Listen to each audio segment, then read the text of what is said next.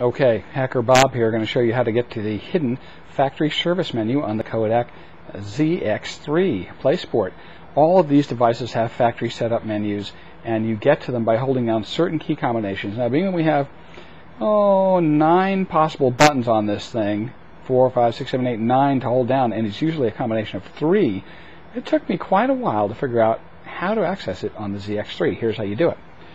Bottom and top buttons, center button, hold them all 3 down and turn your power button on for 3 seconds. 1, 2, 3, let go, and bam, we are in the hidden, look, it even says hidden, factory setup menu. You navigate by going up and down here and back that way to the back up the menu. Now, when they're selected, you'll see that the selection goes blank in the center. In other words, the other 2 are fully white. It becomes hollow in the center, so that's how you select it. Camera AP, I really don't know what that is, but it asks you to plug in a USB cable, and we're not going to do it because we don't have the USB cable hooked up with the appropriate software to do whatever that does. Remember, this is all high-risk activity, but I haven't crashed the thing yet. Format, I'll show you what it does. You hit format, it goes, formatting, I don't know what it's doing. Okay, it's not formatting the SD card. Then it shuts itself down. We're going to reboot up back into the factory service menu. Bada bing. And it's going to come back up. I turn the brightness all the way down so you can see this a little bit better.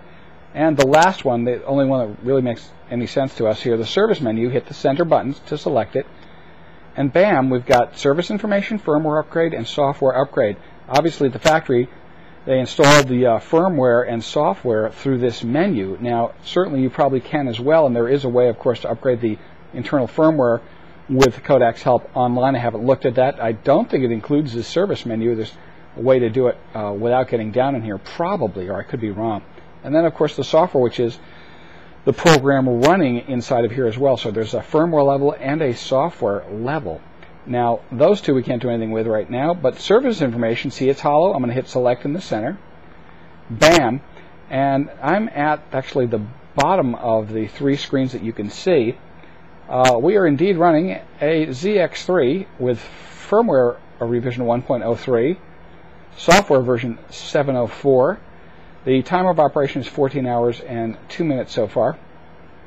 We have the amount of files recorded in each one of the formats. Cool or what?